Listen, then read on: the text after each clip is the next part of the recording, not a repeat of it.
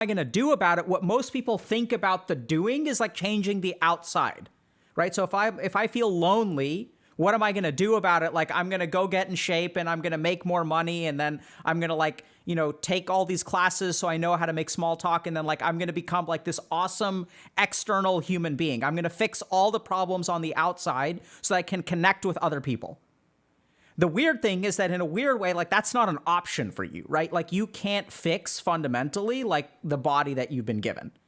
Yeah. And so in a weird way, I think that you've actually gone like internally. And so we hear a lot about these journeys where you kind of talk about, you know, being really upset with yourself, like learning to accept yourself and then sort of saying there is no answer, there is no reason, but I'm tired of being lonely and I'm tired of like being upset with myself and something has to change.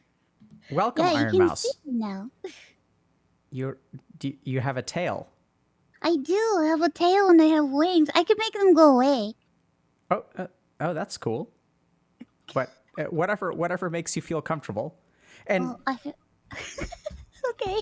so let's start by what do you want to what would you like me to call you today? What do you go by? Well, you can call me Mouse. Okay, Or Mouse. Mousy. It's okay. Yeah. And thank you very much for speaking with us today, Mouse. Oh, thank you. Thank you for having me. I am honored to be here. Well, we're honored by your presence. No, it's just me. I'm nothing special. Well, I think the internet would disagree. Okay. Thank you. So tell me a little bit, is there something in particular that you want to talk about today or anything that we can help you with? Oh my god. I don't even know. Cool. That's totally fine because I have so many questions. Do you? Yeah. Okay. So can you tell me a little bit about how you decided to become a VTuber?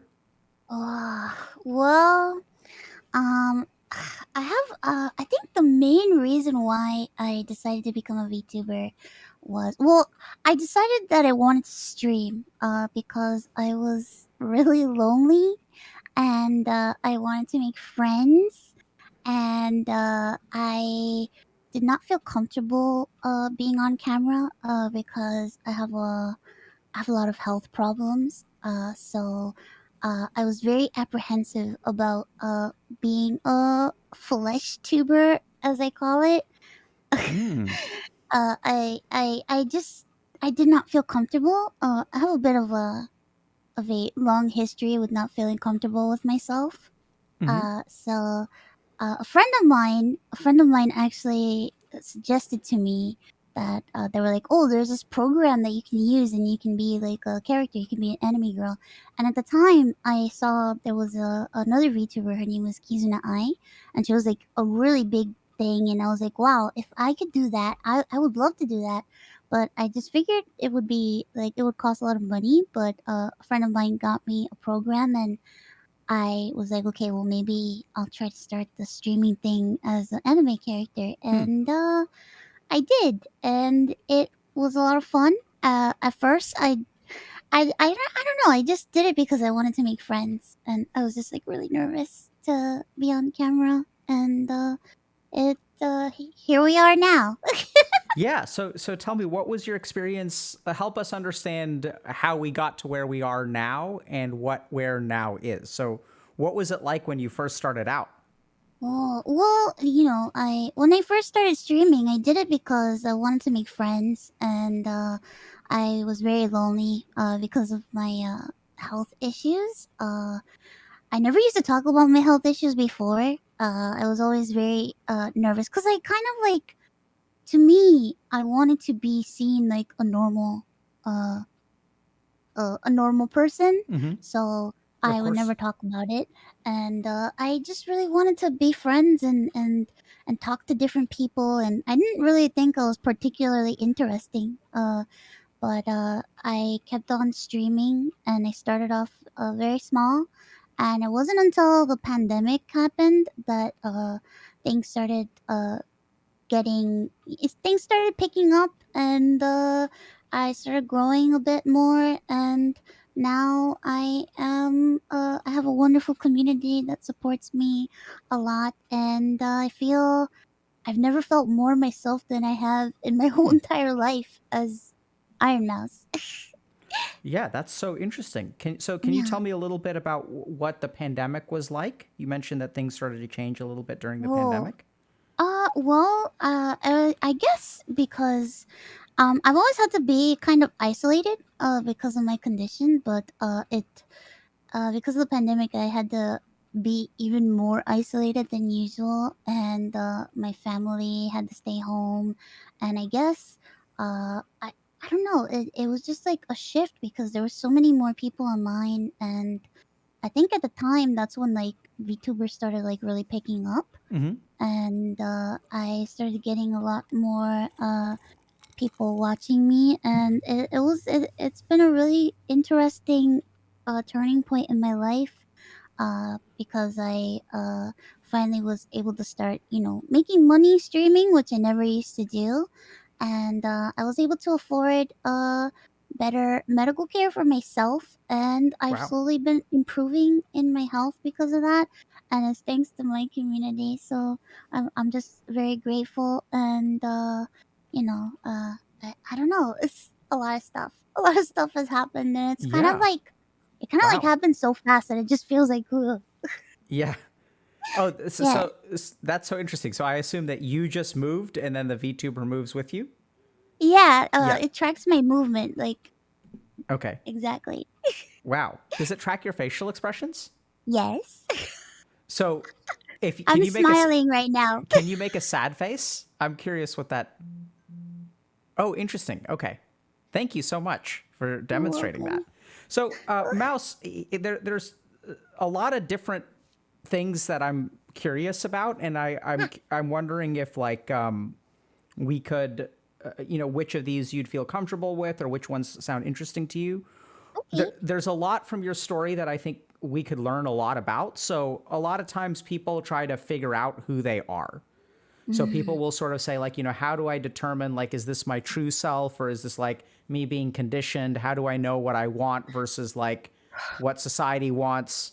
So there's a lot of stuff about identity and yeah. who we are, and so it's so interesting to hear you say that you feel more like yourself than you've ever felt before. And Mm, so I think that we sort of have at our disposal almost like an entirely new way of understanding or experiencing identity, and whether what we can sort of learn from your experience of your identity could like we could learn something that could benefit everyone. yeah. So that's like one thing. You mentioned early that you were really lonely and kind of nervous and you wanted to make friends and stuff. And so I was a little bit curious about that and what your experience of streaming with like that was like. You've also mentioned your health problems, and I just wanted to clarify whether you're comfortable talking a little bit about that in more detail. I know it's more medical information, but and so those are kind Um, of the three things that I'm sort of curious about. yeah, I don't mind touching upon that a little bit. It's I do get a little nervous talking about things, but I think I'll be okay. Sure. And because you also mentioned earlier that you used to be nervous talking about your health because you wanted to I, feel normal. And so I'm also a yeah. little bit curious about what about your health made it hard for you to feel normal earlier. I was born with a genetic disease called CVID.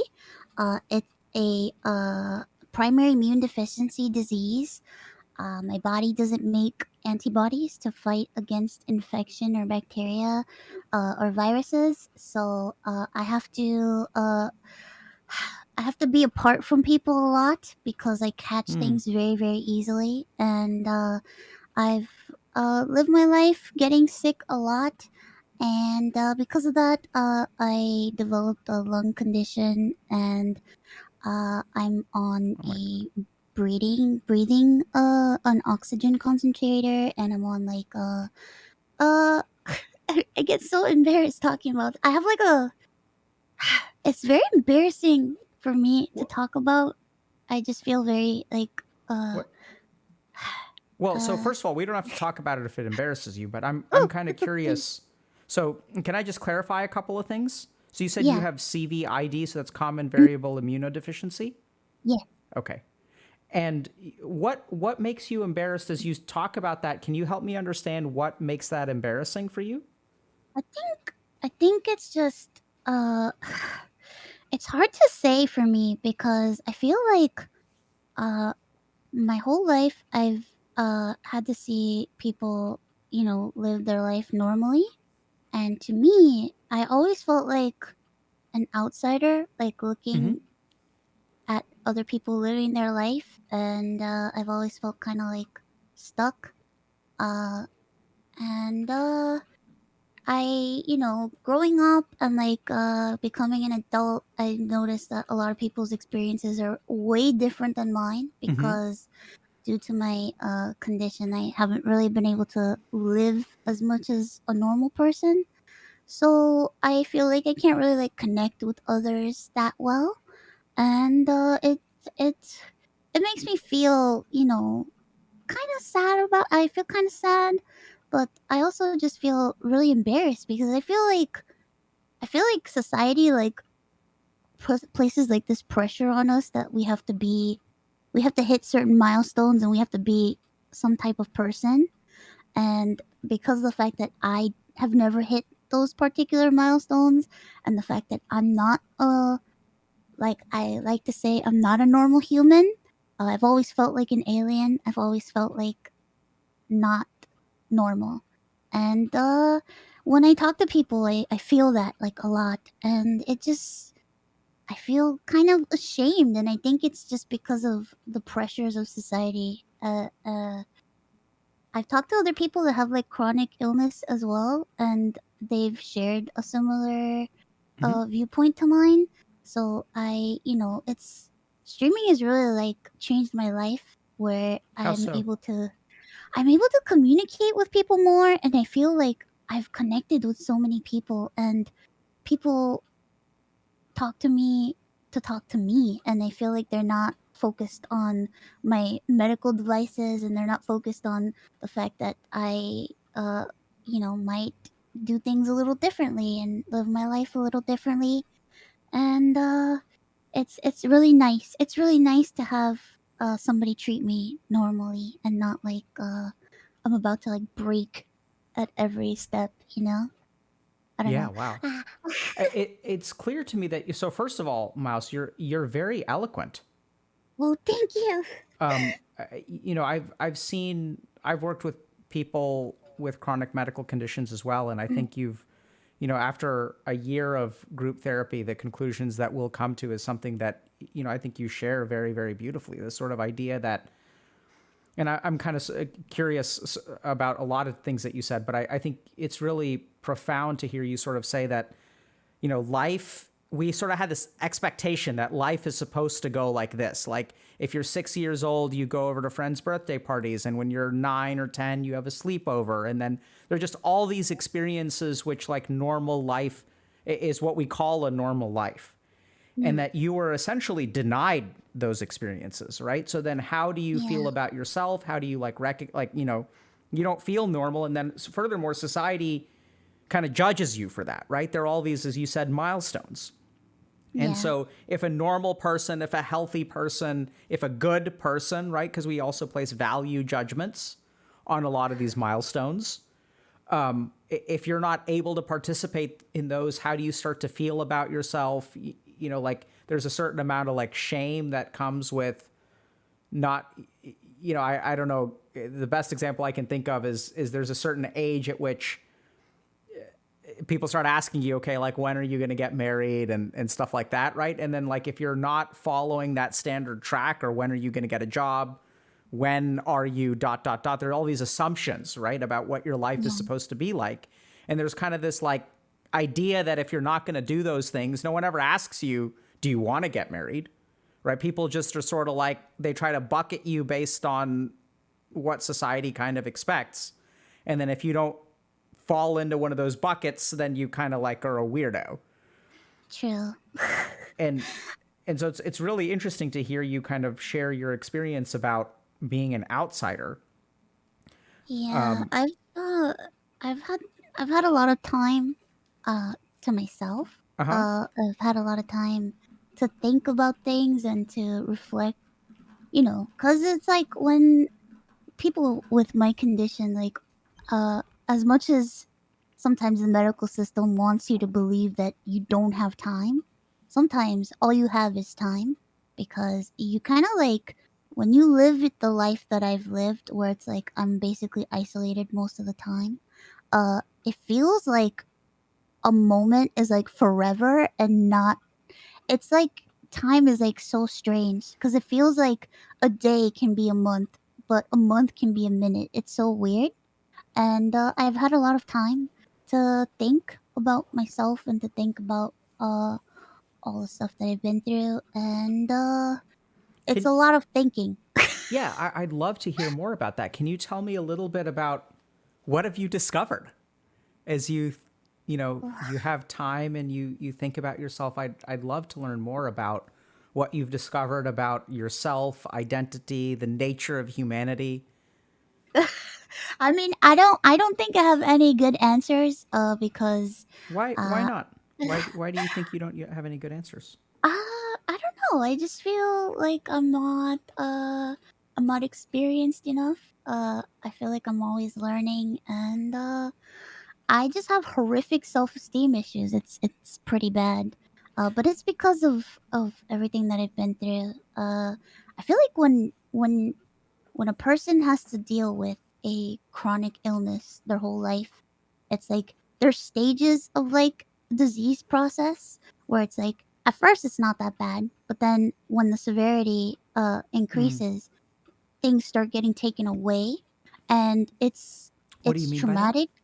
Well, it's like you start feeling like you're losing things, like you're losing your freedom and you're losing your ability to do normal human things, which is something that I experienced.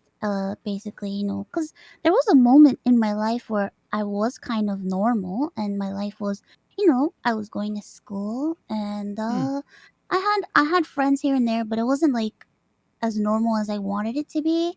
But as I grew up and I got older, my the severity of my condition got worse, and I slowly started like losing things. I started losing the ability to be able to go out, connect with other people. Uh, I had a moment of my life where I couldn't really speak. I had a moment of my life where I couldn't walk. I've Wow. had very traumatic experiences happen to me where it's like you just feel like everything's just being taken away from you, and you have to kind of like, you have to learn how to be, you have to learn how to accept the fact that you're not the same person that you were before, and you're going through changes and you may not like the changes, but unfortunately this is what's happening. And I've had to try to like pick up whatever pieces of myself I had left to be able to continue and to be able to be here right now. Yeah. What's it like to have things taken away from you? Like that uh, sounds horrifying. it's like a nightmare. It's very scary.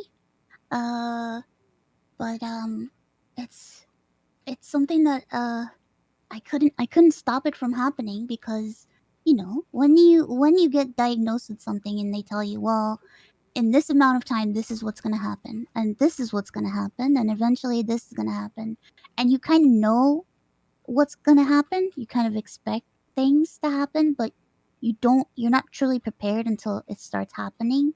So it kind of like it's a lot. Can you tell me, Mouse, if you feel comfortable? Like, I'd love Mm, to hear an actual example or like mm, tell me a story because I'm so curious. Because what I'm getting from you is sort of like the lessons that you've learned and kind of the conclusions that you've come to, the ways in which you've grown and learned to accept things. mm. But what I'm really curious about is like how you got to where you are, right? So I'm uh, really wondering because I think that certainly your situation sounds quite severe, but I think there are people out there who have had things taken away from them. And I'm so curious. It's almost like, in a sense, the reason it's kind of sad, but the reason that you're so good at growing and learning from it is because it happens to you like over and over and over again. Yeah. It You know, sucks. right? And so that sucks, but at the same time, I think you really do have something to offer and something that we could learn from in terms of like, what is that experience like for you? Because when you say you learn to accept it, it's like, I mean, not everyone, right? No. And right? Yeah, I think I like somehow a long time ago something in my brain broke, so I'm kind of like What do you mean by that? I don't know. I used to be very I still think I am emotional at times, but there was just a moment where I just something in me was just like I got to do something with my life because if I just sit here and I'm just content with everything if I just accept everything that's happening to me, I'm never going to do anything and it's just going to get worse and I'm not going to be happy. So, that's once I don't know, I feel like Can, something kind of like can you tell me about that more about that moment? What was going on in your life and mm, do you well, remember? kind of it kind of goes hand in hand with my previous life, which is kind of like how I want to refer to it. But so when I was in school, I was studying opera at school. I really wanted to become an opera singer. It was like my dream. And when my condition started getting worse, unfortunately, I had to quit school and I had to quit singing. And I just thought, this is it for me. That's it. There's nothing else left for me.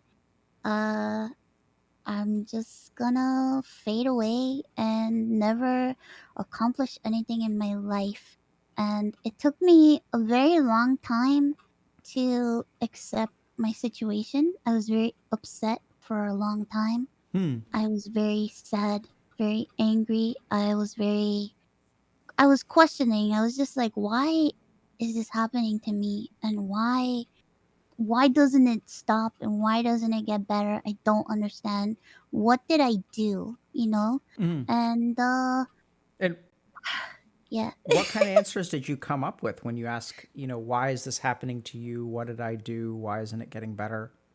it just got to the point where I just decided there is no answer. And it happened because it happens. And I could either just keep on wondering why or just say, well, it happened. What do I do now? And I slowly started trying to find things that made me happy again and trying to find things that I liked again and trying to find myself as a person, which I kind of lost myself for quite some time because I fell into like a very dark part of my life when my condition started getting worse, where it was just like, I just, I just, I couldn't I just didn't I wasn't happy at all. But with that's why with streaming slowly I found myself again. I was able to talk to people, which is something that I really wanted to do. I really wanted to connect with people again and feel like I have friends and I wanted to I don't know.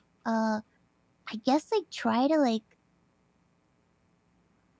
be more open and be more accepting of myself and just really like experience myself and learn what do I like, what don't I like. And with streaming, I started singing again Hmm. and it's funny because it's like I feel like all the things that I wanted to do that I was dreaming about doing when I was a kid, I'm doing it, but I'm just doing it in a really strange, different way than I ever thought that I would be able to do it. So I thought I wouldn't be able to do the things that I want to do, but I kind of am doing them. I'm just doing them Certainly. extremely differently and in a way that I never thought I would ever do 'em. Yeah, what I'm kind of hearing is that there's like an essence of what we want. Like if you think Mm, about being an opera singer, I don't know necessarily that it's opera, but there's something about, there's like, what is it about being an opera singer that appealed to you? And that we can oftentimes sort of find that same essence in a different path yeah. of, being on stage or sharing something with the world, and something that also, when I think about opera, I don't think about, there's something kind of tragic about opera. Yeah, a lot of tragic stories in Yeah, opera. right. And I mean, if I'm listening to this story, I think like this could definitely be an opera. You know what Oh I'm saying? God. Right? Like if I, Yeah. it's almost like your whole life has become an opera. Oh God. Oh dear. Oh, I mean, I don't know too much about opera, but right? maybe. Because there's like tragedy, and like, we don't even, the other thing that I'm terrified of is if your life is opera, is my understanding is that most operas don't end well, Uh, which is where I hope you live happily ever after. But you know I mean, well, I have dark humor. It's fine. I think you need to survive what you've been through. Oh God, I do. I have a very I make a lot of dark jokes sometimes. I feel bad because I typically keep them to myself, but there've been moments where it just slips on stream and people are like, "Mouse, what are you saying? No, don't say that." And I'm like, Hmm. "Sorry." Yeah, it's I think there's a correlation between dark humor and how dark things are. I think Yeah. sometimes the darkest humor that I've ever seen is from people who are terminally ill and people who are taking care of people who are terminally ill. Mm, And so yeah. there's just something about how humanity grapples with that. But yeah, so that's so interesting. So what I'm kind of hearing is that in a sense you're living your best life like kind of right now. Kind of, yeah. I'm still going through a lot of things. But I've I've never felt more. I feel alive, and it's something that I haven't felt in such a long time. I didn't even think it would ever be possible for me to feel alive again, and I feel like I'm actually living my life, and I don't feel like a spectator Mm. anymore. Yeah, Because I felt watching like from I the was like, outside. yeah, I felt like I was.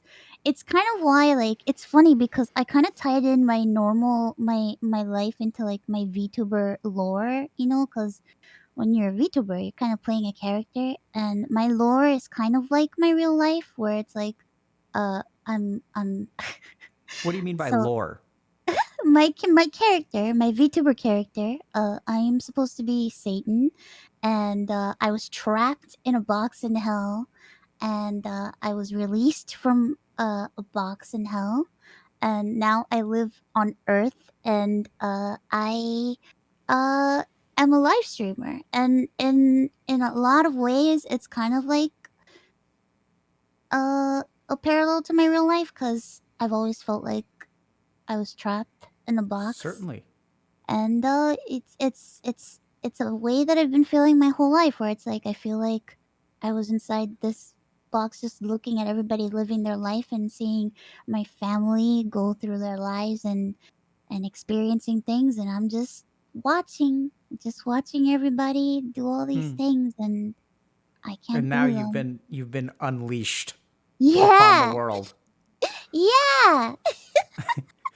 And so you're taking the internet and the rest of the world by storm. I'm gonna take it all. Yeah. Or not, I don't know. Yeah, that's so interesting. I wonder I mean, you talk about this person as a character, right? Hmm. Your mouse as a character, but what I'm kind of hearing from you is I don't know. I mean, it really makes me wonder about blurring the lines of what's real and what's Yeah. fake. She is me. She is me. I am her. It's just a more I feel like Mouse is like she's just a me dialed up to like 100, which I'm dialed up to 100 all the time anyway, but this is like Well, more. I mean, I would imagine, and here I'm just tossing this out, that I think there are parts of you Mm. that sound like they're dialed up to 100, but I imagine that mouse also helps you dial down parts to 0. That is true. Yeah. That is very true. It's Um, like they go hand in hand. yeah. Makes me wonder a lot about just, quote unquote normal people, and Woo. and whether I think sometimes we may take it for granted how much we're actually doing what you do as well. I think you're closer to normal. The more that I talk to you, I mean, I don't think you're, weird, really, or I have abnormal. people tell me that all the time, but it's just something that I felt. I've always felt like I was not a human. I felt like When did a you start feeling that way? a creature. Oh, I started feeling like a creature. I want to say since I was like 4 years old, when I could like. I feel like at 4 years old, I officially like was aware that I was alive. Hmm. Like with a, I had thoughts, because I feel like before that I didn't really have any thoughts, so I can't say. I only go by stories that my mom tells me, but around 4 years old, I think, because that's when stuff started getting very complicated, and How so?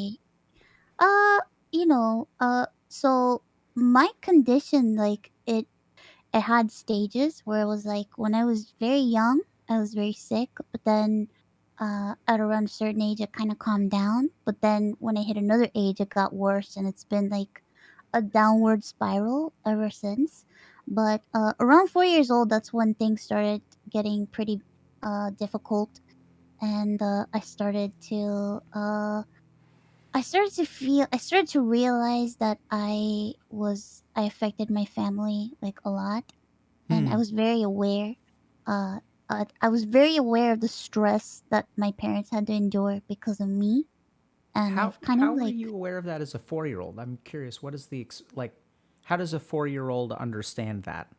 I don't even know how I knew. I just knew that my parents were always my parents. So I come from a Puerto Rican household. My parents are always they're very they're very Catholic. Okay. They're very Catholic, and they are very worrying. They worry a lot. And they are very emotional. They're very emotional people. Uh and What does that mean? Emotional people. they're very open with their emotions, I and see. yeah, they're very open, So and expressions of love, expressions of fear. yeah, very very open about it. And I think it was a lot for me to handle. Sure. I appreciate the fact that they were very open with me, because I feel like it made me aware of their feelings a lot, Hmm. and I don't know. I feel like there was some good in it, but I also feel like it was kind of not that good. How so? Uh, because I felt a lot of pressure, uh, growing up because of that. Because Pressure I to do what? pressure to be healthy, so that my parents wouldn't worry about me, because I felt like a burden on my family my whole Hmm. life. So Uh, I'm yeah, almost, I can imagine that you maybe felt responsible for their stress. yes, Like maybe if you were healthier, they could all relax and chill out and wouldn't have to cry or other things. yeah. That's part of the reason why now, I take care of my parents so much. I I am doing everything in my power to make their old old age years be as comfortable as possible. Because I just felt like I was um I was very rough. I was a very difficult child to have. Help me understand what made you a difficult child to have. Um, uh, I there was a lot of moments with my parents where they were worried about me and worried about my health, and I saw things growing up where uh my parents were very desperate to see how they could fix me, and they didn't understand why I was born this way. Uh, they felt, there were moments in private that I witnessed that I know I wasn't supposed to see, where my mom felt like she did something, and that's why I'm the one that was paying for it. And I think it's because of like the whole Catholic guilt thing, you know. Yeah. So there's a lot of like Catholic guilt going on, and I was taken to a lot of like faith healing, which was very shame on them for preying on my mom, What because it made me very sad. can or do you feel comfortable talking about that? I find myself being very curious. Um, I can talk about it a little bit. I don't want to go too much into detail, but when my parents were they tried everything. My mom thought, oh well, if I take her to this prayer circle or this healing thing, she's gonna be fine. Or oh, somebody from church said if I just get her like this type of plant and I make it in like a tea, she's gonna get better. And it was just like a lot of like things where I could see growing up, I could see the increasing amount of stress that was weighing upon my mom, where she felt like she was trying everything and nothing was working. And it just grew more and more anxiety in me, uh, to the point where I was just I think that also attributed to the amount of like guilt and embarrassment that I felt because I just kept thinking, well, if I try what they want to try and if it works, then that's great and they're going to be happy and it's going to be great and it's going to be fine. But unfortunately, that's not how things work. And, I've had to feel guilty for a very long time. I felt like I was the cause of a lot of stress uh, in my family's life. And, yeah. I mean, I'm just kind of imagining that, in a weird way, it's like the harder they try, there's like more desperation and more desperation and more desperation.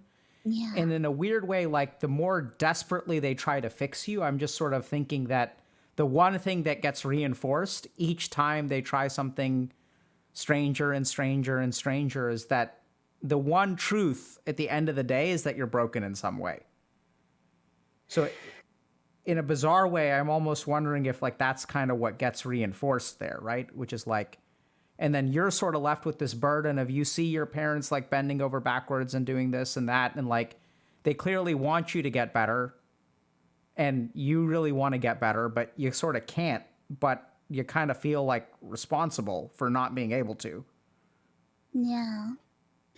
Yeah, that's basically what I went through. I felt very responsible for a lot of pain that my family went through, and in turn, I had my own pain, but then I also had the pain that I felt Sure. like I was inflicting upon others because of my issues. And it was just a lot of it grew a lot of like self-hatred in me, and my self-esteem suffered so much because of that.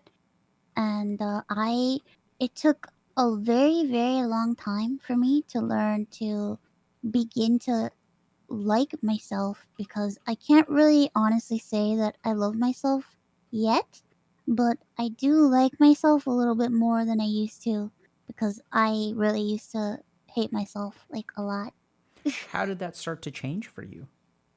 Um, I think for me, it took some time. I think in starting streaming and then becoming a VTuber, I was really able to connect with other people, and I got to know other people. And I feel like in learning, more about other people, I learned more about the things that I liked, and I learned more about myself as a person.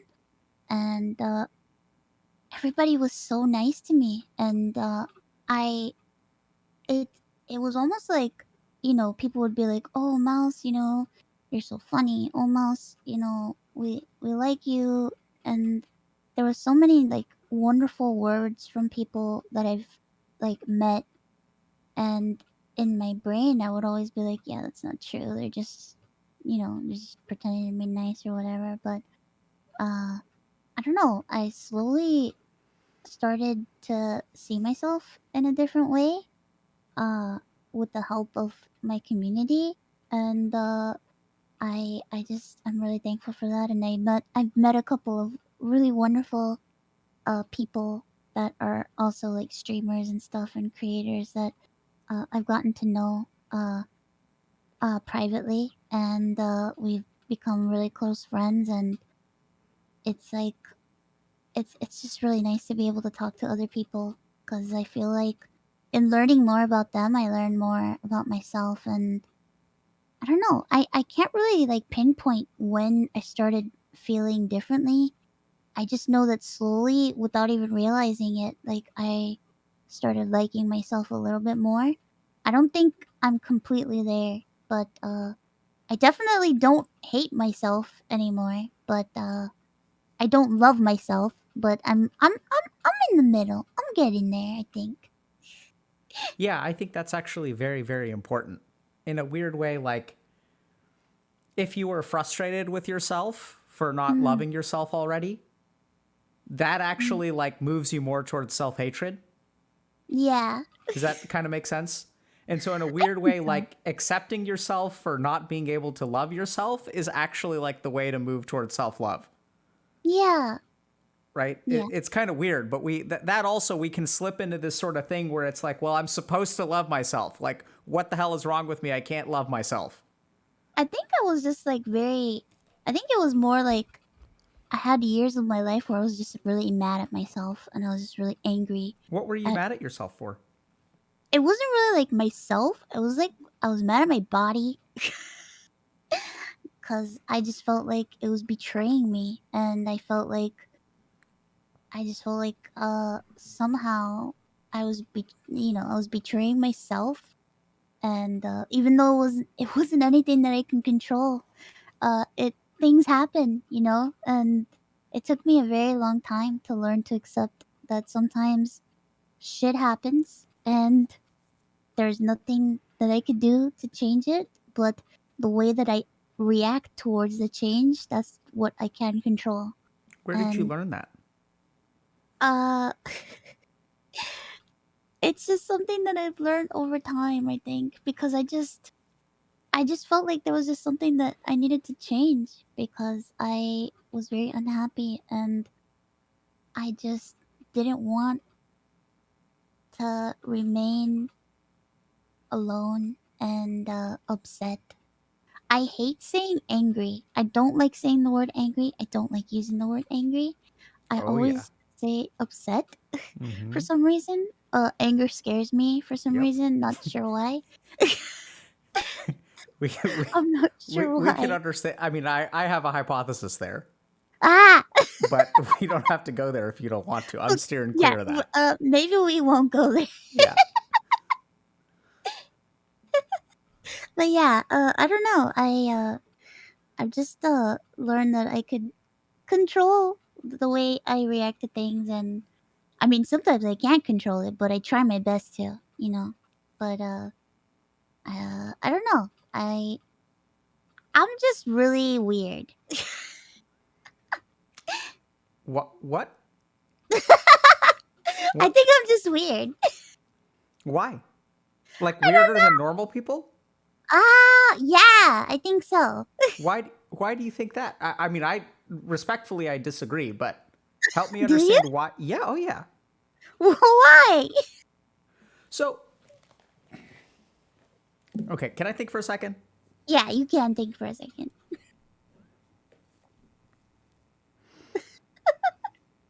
I'm a confusing individual. I'm sorry. No, I mean, I don't I um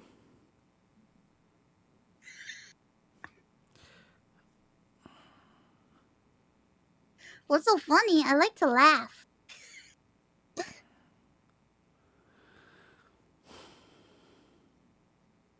okay. So, and so Mouse, I'm going to just share some thoughts about how Yeah. I understand you, Mm, which a couple of caveats. The first is we've been talking for about 45 minutes, so there's really no way for me to like truly understand who you are. And at the same time, I think that part of the reason that I feel like I understand something about you is because I think that what you share is like actually very authentic and very relatable and in a sense quite normal. I mean, I think that despite all of the challenges that you've faced, you've sort of like, so you're inspiring. And I think that sometimes what happens is human beings like really, really struggle, right? And they suffer. And as a result of that suffering, they're sort of like tested on the most basic levels. And some people crumble and some people don't. And if we look at it historically, the people who don't, when they open their mouth, they're able to like connect to other people. And so in a strange way, I think that you putting on essentially the mask of a VTuber allows you to be very authentic, right? So there's something like almost like you can truly be yourself because you're kind of hiding so like clearly behind a mask. Yeah. And so the funny thing is, it's actually like, in a sense, you fix so much of what is wrong with the world, which is that we all put on what we pretend to be our authentic faces, but we're like shady on the inside, right? So I'm going to walk around with this face and then like, but what I display with what the way that I interact with this face is going to be like fundamentally different from the way that I feel inside. Right? So like I put on an act, even though I'm wearing my real skin.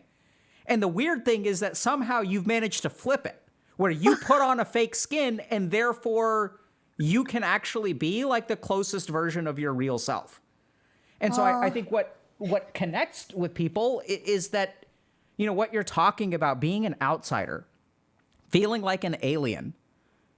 I'm going to steer clear of the anger, but, you know, like having, as you put it, horrific self-esteem. And then like even this, I mean, there's so many journeys that I've heard you walk, which like you kind of, I mean, we haven't gone into too much, but even this sort of idea of like, I don't want my life to be this way anymore.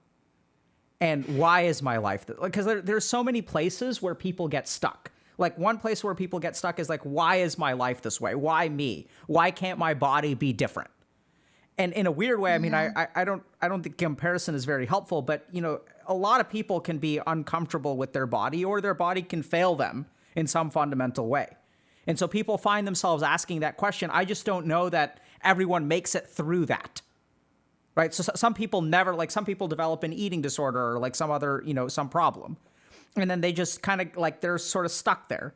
But somewhere along the way, you kind of like made it through that and you're just sort of like, well, like it doesn't have to have a reason. It just is.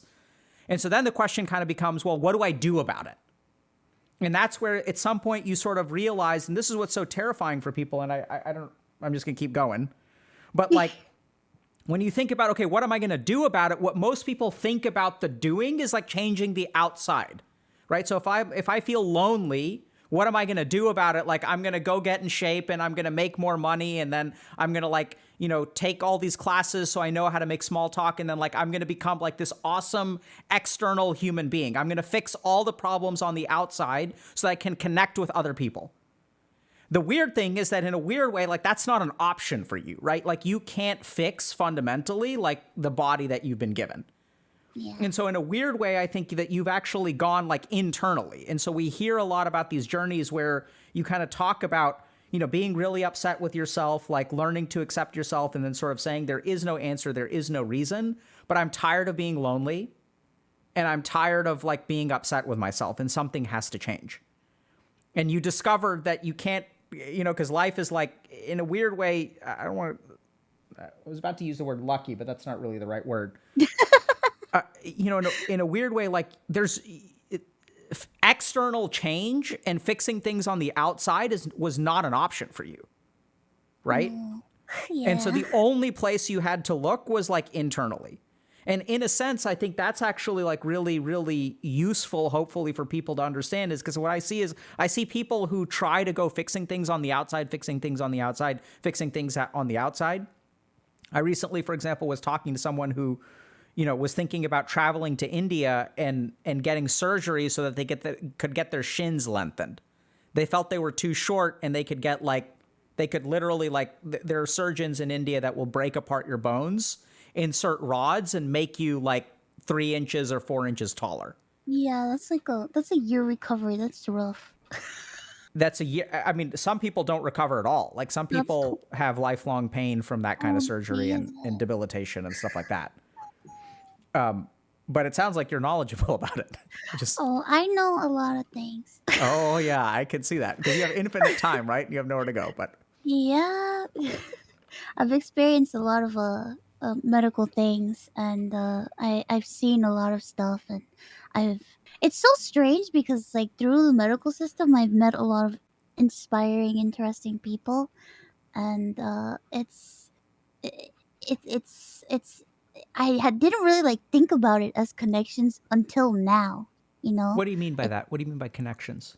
Because when you're in the moment of going through the motions of like being sick and you're in like a hospital, like I've had stays where it's like sometimes I'll be in, there have been times where I've been in for like 5 months or 6 months or for quite some time, very ill. You don't really think about the people that you meet on the inside at the time. It's now that I reflect upon the people that I met in my time there because I spent so much time there and I had such a desire to get out of it that I just didn't really like think about Hmm. the people that were there.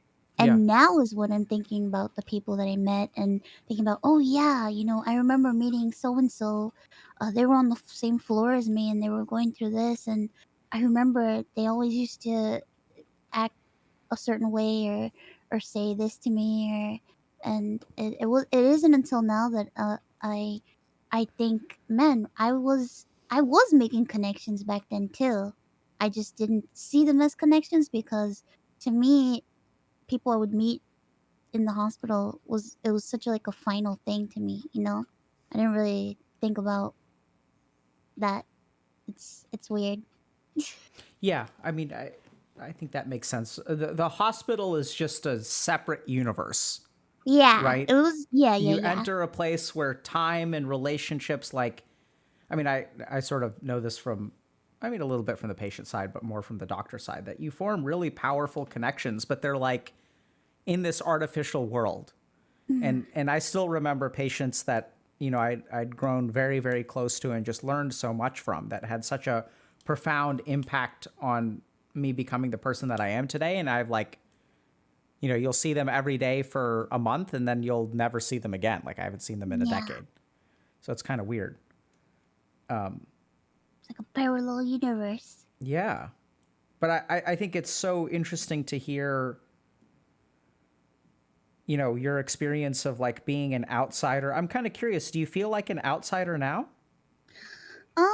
There are times that I do. It's strange because for the most part, I don't feel that way, but I do at the same time. But it's not as bad as I don't necessarily see it as a bad thing like I used to feel back then. Like I'm very much aware that I'm not like other people, but I also feel differently. It's so hard to explain to me because I have moments where it's like, oh, I'll be talking to another streamer, or I'll talk to a friend of mine, and they'll talk about taking a trip and doing certain things, and those are just some things that I just might never be able to do, and I'm very much aware that there are things that I might not ever be able to do, but that's okay because I'm doing other things, and it's strange because it's like I feel different, but I don't necessarily feel like an outsider. It's weird. Yeah. As interesting. I wonder if this is where sometimes what I'm sort of hearing is that you may still actually kind of understand and in a weird way feel like you're an outsider, but it doesn't cause you suffering anymore. No, it doesn't. I mean, I do have my moments sometimes because as I get closer to people, I've met so many great friends streaming, and I have a desire to see them, and I have a desire to, recently, like, some of my friends went on a trip, and I was like, man, I really wish I could have been there. And it makes me sad for a moment, but you know, they're so nice to me, and they accommodate me, and we'll FaceTime and we'll do different things. So it's just really nice to see that they care and they understand that I am this way, and they accept me for this way, and I'm living my life a little differently, but I'm a human. Yeah, I mean, or very Yeah, differently, but you know, yeah. Any yeah. questions for me? Anything that you, in particular, that we've talked about that you want to talk about more, or I don't even know. My brain is all over the place. It's interesting. I don't really get to talk like this much. what does like this mean? About my feelings and my thoughts and my life.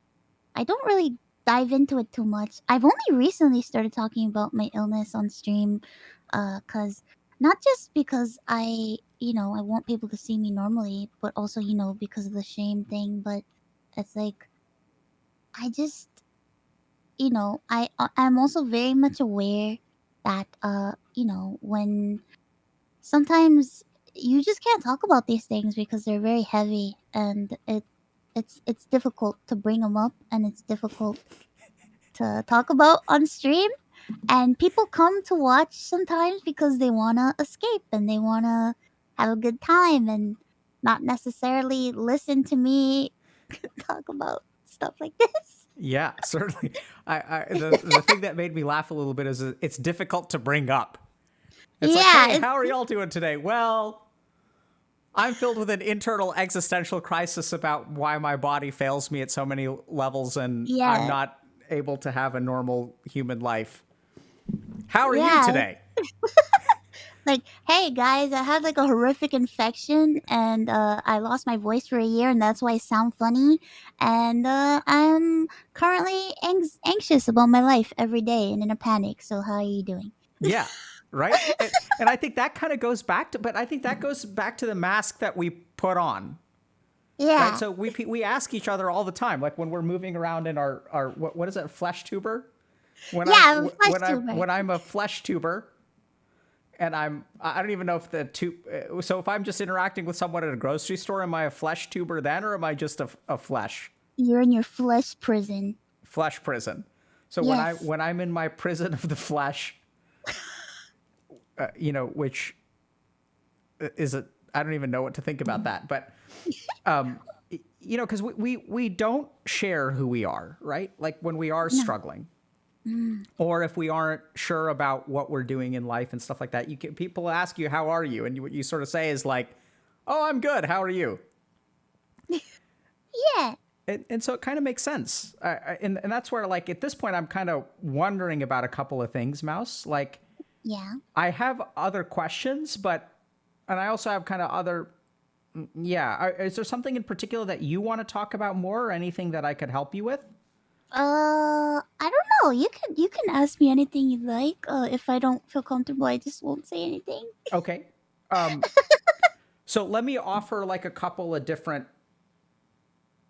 options and Okay. let me know what, if anything, if you want to talk about the stuff. So let me just think for a second.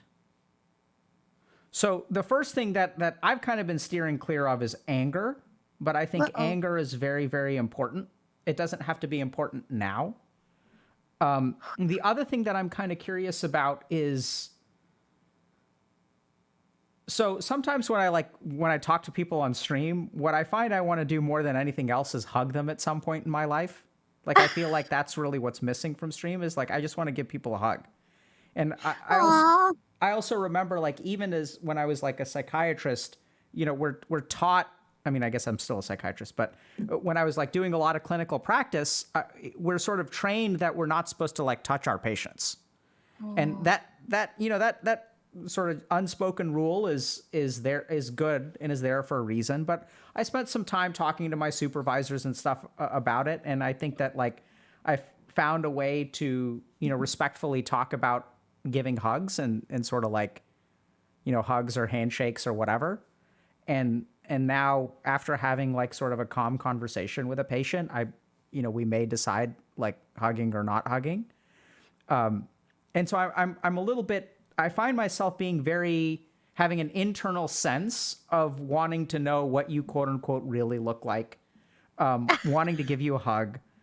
And I'm not saying that we need to talk about that, but it's just something that I wonder just something about this like, so on the one hand, you're authentic, and I think you're very, very honest and you share your experiences very, very authentically. And I think that's actually what allows people to connect with you. I think that's what allows you to make friends. You feel connected. I'm getting the sense that you don't feel quite as lonely as you used to. Is that fair to No. say? Yeah, I don't. I do feel it from time to time, but not so much anymore, and it's nice. Yeah. So I'm just a little bit curious about, that connection between sort of like on the one hand, it's very authentic and even in a sense more authentic than you can get with two people who are in flesh prisons, because you've almost like leaned into this idea of like, this is a mask that I'm going to put on and we're all going to kind of do that. And paradoxically, when you sort of put that on is like when you get to be the most yourself, Yeah. right? So I think we could talk a little bit more about that. We could talk about anger. I think there's also like questions that we haven't really talked about. You mentioned that your family is very Catholic. Yeah. And we sort of, you kind of mentioned a little bit about how you make sense of what happened to you, but I didn't hear anything about God or the will of God in there. So I'm a little bit curious about, from a spiritual perspective or religious perspective, how you've come to understand your life. Mm. And if you're comfortable talking about any of that, but Oh, I don't mind. I don't mind talking about religion. It's just something that I've always felt like it's a very personal thing. mm-hmm. Uh I am the type of person where it's like whatever you choose to believe in, that's up to you. Uh Everything is valid. Uh Maybe that's me being weird, but I just think uh I don't know. You would think that a person in my position would be very anti-God. Uh, However, I believe that there is something out there. I don't know what it is. Uh, there has to be something because I'm still here, and that's very strange. So why would someone think that someone in your position would be anti-God? I get a lot of comments. I've gotten a lot of comments in the past from people like that have told me, "Man, if I would have gone through all the things that you've been through, I would never like what the it's a lot of like and I've met a lot of people with my condition or something similar to my condition, and they're very different. They think very differently than I do. How do But they think differently from the way you do? I've had a couple that they are um very anti anything and very upset, very angry. Uh and it's normal when you go through these things. I feel like it's very normal to feel that way. It's very normal to be upset. And it's very normal to start questioning existence and to start being like, what the F? What the F? Higher power? What's happening? Well, Yeah. or So, say, I don't believe in you at all. So, but that's, I don't like judge anybody because of that. And everybody's able to think whatever they want. But I just think for me, there has to be something out there because I'm still here. And that's really strange. help me understand that a little bit. I guess. I don't know. Because it's No, I like, mean, I think you feel pretty strongly about it. Why? yeah, I do. I respect my parents and their beliefs and stuff Sure. like that, and uh, but I am. I just feel like there are a lot of odds stacked against me. There have always been a lot of odds stacked against me. I've always had a life where it's like my life has always been in like this strange limbo place where it's like, well, something really bad is gonna happen to her, supposed to happen, or I'll have like a doctor tell me, well, this is the trajectory of your life, and this And is what would they say? Do you mind basically if I ask? I mean, you don't have to share uh that if it's uncomfortable, but uh, mm, a lot of stuff about uh mm, I would get a lot of talks, uh a lot of we just want you to be comfortable talks, and oh, yeah, that's that's a we I just feel want you. like that's So all you have how to did you say. understand that when they would say something like that? Um, well, And how old were you I when they started telling you that? fairly young when it started happening. Very young, and it was very frustrating for me because when I would start hearing that, I feel like that was when my parents stopped having expectations for me, and that really bothered me a lot. It was more like, we just want you to be happy. We just want you to be okay. They weren't they used to be very like growing up, my parents were pretty strict with me with like grades and stuff and like school. But the second I started getting the we just want you to be comfortable talks, that's when they were like, it's okay, it's fine, it's fine. Everything was always like, it's fine, it's gonna be okay. You don't owe them anything. You don't have to do anything. You're not, nobody's judging you. Like, it was just a lot of like, it's okay because something, you know, because of Yeah, how bad did you stuff. like? What did that do to you, dude? It just it made me feel very sad, uh, because, my family is very, uh, into like achievements, and to just have that taken away from me really upset me, and it made But me feel very sad. what exactly was taken away from you? The possibility of achievement or the expectation that you should achieve? Expectation, yeah, expectation, the desire to want me to achieve things or to have goals. For a long time in my life, I just felt like I wasn't allowed to have any goals or any Sounds like your hopes. parents gave up hope. It's strange because in a way they didn't, but then in other ways they did. It was more like they were searching so hard to help me, but it just got to a point where in in them trying to search, they kind of just got discouraged, and it was just it was just a lot of sad stuff. Yeah. So, Mouse, I'm gonna. Is it okay if I kind of challenge you a little bit? Yeah. Okay. So I think that there's like I'm detecting sort of like a absence of emotion in particular directions. So Yeah. and at the same time, I want to like respect some of your boundaries. So if it's okay with you, instead of asking you questions about it, like I'll share some thoughts or hypotheticals. What do you think about that? Okay. Or do you not want to touch it Sure. with a 10-foot pole? No, you can if you So like. If I feel comfortable, I'll let you know. okay, thank you. So here's the first thing. Like, I didn't realize until just this moment how devastating, and that's the word, like when you said my parents stopped, like when they're like, oh, we just want you to be comfortable, like the first thought is like, that's not sad. That's like devastating. Like, Yeah. oh my God. Like to have no, for your parents to like be focused on grades and stuff, and then all of a sudden be like, it's okay. It's okay, darling. You don't have to worry about school. Like, that's not sad. That's like terrifying.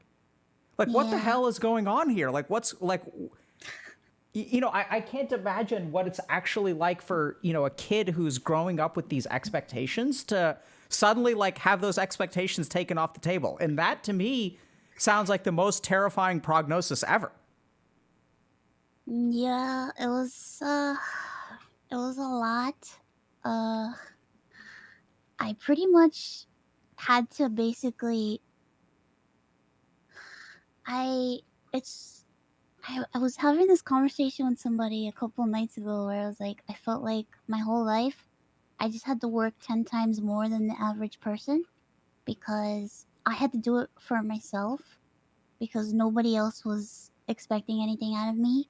And I Yeah. felt like if I just D- sit there and accept, if I just sit there and accept being comfortable, I will never do anything and I am going to die. And I didn't want that. And I said no. And I started trying really, really hard.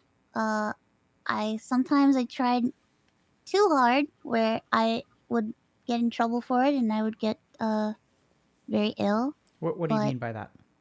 uh well I eventually had to like drop out of school, but I was supposed to leave school sooner, but I didn't because I wanted to try to finish and I tried to force myself to finish school, Mm. and it got to the point where my body was just like, you cannot be here, you cannot be in school, it Mm. is it's bad, you need to stop. And I was very angry for a long time that I couldn't finish school. uh it really hurt me.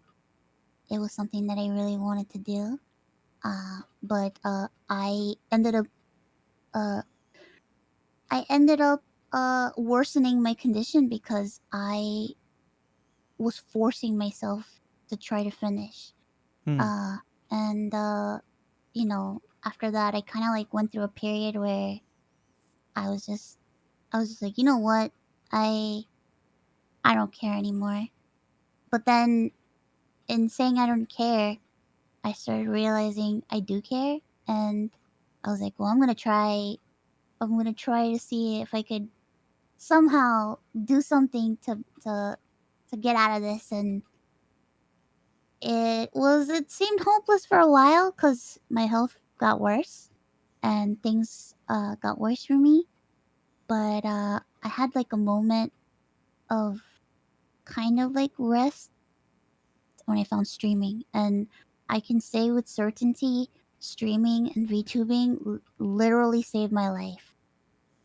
It really did. I don't think I would be here if it wasn't for that. And how did streaming save your life? It gave me something to work towards. Because I just felt like my whole life I had doors being shut left and right. Everything was always being taken away from me. Everything was always, no, you can't do this, no, you can't do that, no, you can't do this because this is going to happen if you do this, and you can't do that. And it was just like, when I found streaming, it was like, I'm going to do this for myself and I'm going to see what I can do. And I didn't even go into it thinking that I was going to grow a audience. I didn't think about that. Mm-hmm. I just wanted to make some friends. I just wanted to just do something with my life because at the time, when I first started streaming, I was very ill, and I had gone through a moment in time where I was completely bedridden for a, a while, and it just took out took a lot from me. It took a lot out of me, and I slowly, with streaming, which I started a few years ago, uh, and my health improving, I'm finally able to walk a little bit and get out of bed and do things that I wasn't able to do before, like, you know, take a shower by myself and self care by myself. And now I can do those things now. And it was a very difficult journey, and I'm still on it, and I don't think I'll ever be a normal, perfect human that can do whatever, but I want to return to my normalcy, you know, Yeah. something that I can something that I can be happy with, and I think I'm getting there slowly, but it's been very difficult. Yeah. I mean, Mouse, I know this is going to sound kind of weird, but I find myself almost like,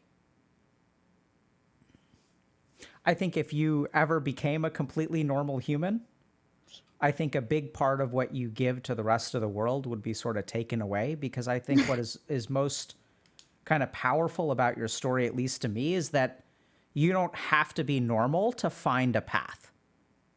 That's and true. and it's sort of this idea that like you don't let go of normal completely. And what I've sort of really appreciated about your journey is you kind of have like leaned into what the hand that life has dealt you.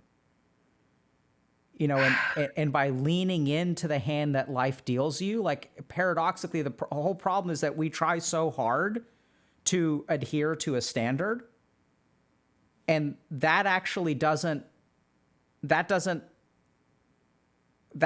work. I don't know how else to put it. Yeah. And paradoxically, what works is like, in a sense, abandoning that standard and just trying to figure out, okay, like, what am I going to do for myself? And just going back to this whole thing about no expectations, like, when I've worked with kids that have really bad behavioral problems, like these are kids that have been like, juvenile, they've been in juvie jail like 3 times by the age of 15, using drugs and all this other kinds of stuff. What I tend to find is the most common element in their life is at some point people stopped expecting anything out of them. So adults were just sort of like, this kid is going nowhere, and there's no point in expecting this child to step up and accomplish anything.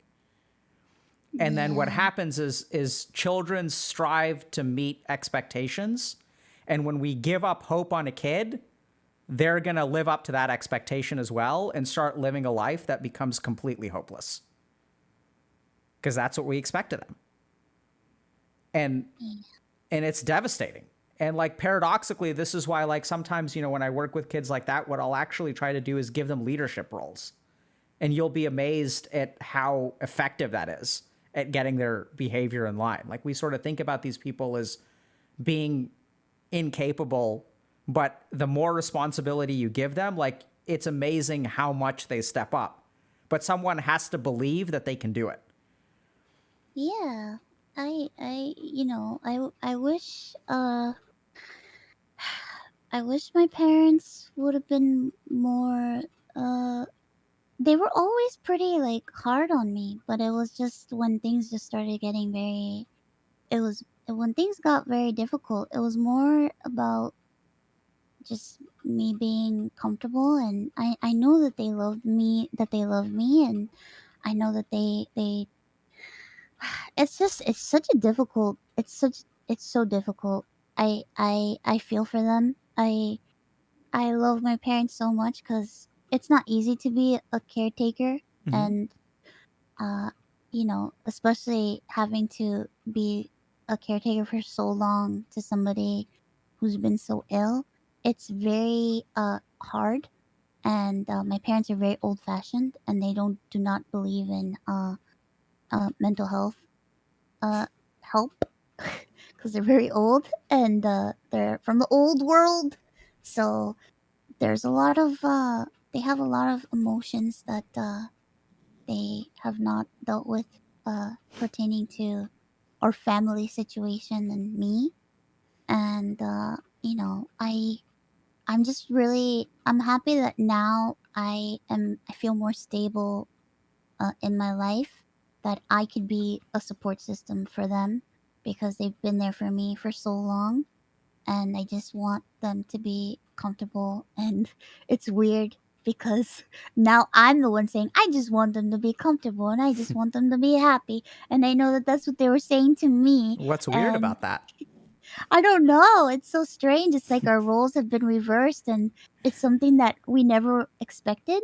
And I never expected it to happen, and they never expected it to happen. It's funny because the other day my mom my parents are they're getting older, and their health is not great, and it's really affecting me emotionally because I just remember seeing them young and being so strong and helping me, and now they are very old, and uh, it's like my mom still kind of wants to take care of me, but she's realizing that I'm a little bit more independent now, and I'm actually like getting better. So she doesn't really know what to do because my mom has been like a professional mother for so long. Yeah. She's she's always had to take care of me. So now that it's so strange that like she's like I can't believe like you essentially you have a job now and you're working and you're making money, and it's just things that they just never expected to see out of me, that they're just very shocked, but also they don't really know how to deal with it, and sometimes, they just don't know what to do. Yeah. What about you? Do you know what to do? I don't even know what to do. I'm still trying to figure it out. You Yeah. know, I just want I you know, I'm just very thankful for everything that they've done for me, and I just want to take care of them, and I want to be there for them and love them like they loved me, even though, we went through a lot of hard times, you know? Yeah. So let me think about this for a second. Okay. Can I share some thoughts? Yeah. So the first is like, you're going to take care, like, so in families in general, so I'm going to just talk about families in general. Okay. We don't need to go too much into detail about your family and stuff. Is that okay? Yeah, that's Okay. okay. So in general, like, what we do is what we're taught or what we're shown, really, more so than taught. And so I think that, like, in your family, what I'm hearing is that there were very clear roles. There was like a very lopsided, like, caretaker and care receiver, Yeah. right? And so this is a challenge for basically all families and all parents. But at some point, as your kids grow up, like, sometimes people will just flip, and the person who used to take care of people are now being taken care of. But a lot of times what really has to happen in healthy relationships is we have to sort of almost become like colleagues or at the same level as our parents, where there isn't really like and that just may be foreign because for such a long time you've needed to be taken care of. And is it beautifully said, by the way, that your mom is a professional mother, right? Like, so she needed to be Yeah. like a level 100 mother. Like, you couldn't be a level 25 mother. Like, you got to leave the noob zone and start being like, serious, like, end game mom content kind of stuff. I don't even know what that is, but it feels right. Right? She's been at it for a long time. It's the Yeah. only thing she ever knows. She's been grinding, right? She's been like, It's Yeah, it's adorable, and I love her for it, and it's also very frustrating yeah. because And I want her to relax, and I just want her to enjoy life, but she's like, I don't know what to do. I don't know what to do. What do I do? How do I take care of you? And I'm like, you don't have to. You yeah, don't so have to do it much anymore.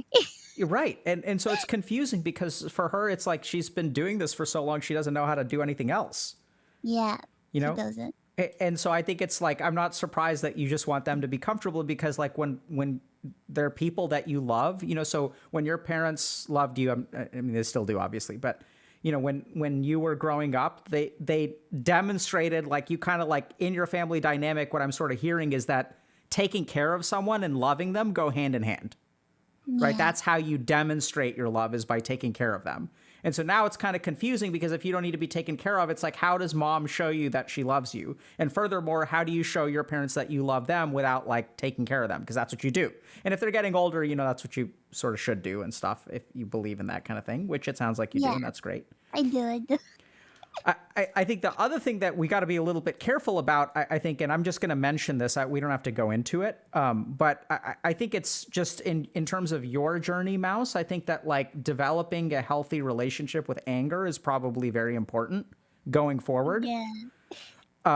And so I don't want to ask you too many questions about it, but in terms of feeling like, we're here to educate and we're here to help, I'd love to share just a couple of general principles about anger. Is that okay? Yeah. So the first is that it's clear to me that you love your parents. It's clear to me that you're grateful for what your parents have given you. Fair? Yes. So when we love people and we're grateful for what they've given us, sometimes it can be very confusing to be angry with them. Does that make sense? Yes. And so it can feel, especially if we have, like, problems with low self-esteem or feeling guilty, anger is the hardest thing to sit with. Because if you feel angry with your parents, and I'm just talking hypothetically here, this is more general education for everyone, okay? So if we, like, think about it, like, if I feel like I've got if I have like, so here you are, and we're hypothesizing here because we're not going to actually ask you, but here you are growing up, you see what impact your health is having on your parents. You recognize that like, oh, it's my responsibility to get better, and I'm putting them through all this kind of stuff. And why can't I get better? Why can't I be healthy? And so you start to feel guilty for not being healthy.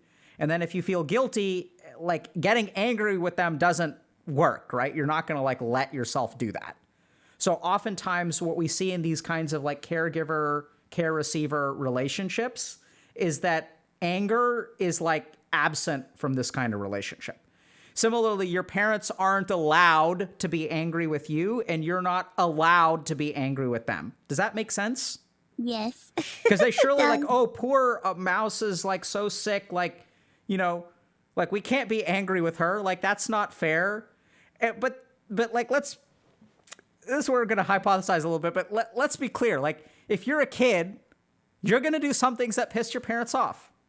And if they're parents, they're going to do some things that piss you off. Like that's part of the relationship, right? Yep. But the problem is that when we have these kind of caregiver, care receiver relationships, we don't allow ourselves to be angry with it just because that feels bad, right? It's like what kind of asshole parent am I going to be like, here my kid is with this autoimmune deficiency and I'm getting pissed at them for not cleaning up their toys, right? Like, oh, I should be like more forgiving and stuff. And so in a weird way, I think over time, I think you're going to get there on your own. I don't think you really need any help with this, and we don't need to force this or anything like that. But I just want to say, I think it's okay for you to, just as you've come to accept sadness, you've come to accept, guilt, you've come to accept like, some self-esteem problems and stuff like that. Like, I think you own that really well. I think it's okay for you and anyone else out there to also own anger. Like, anger doesn't mean an absence of love. Anger doesn't mean, like there can be anger in there, and there's a healthy way to sort of have it there.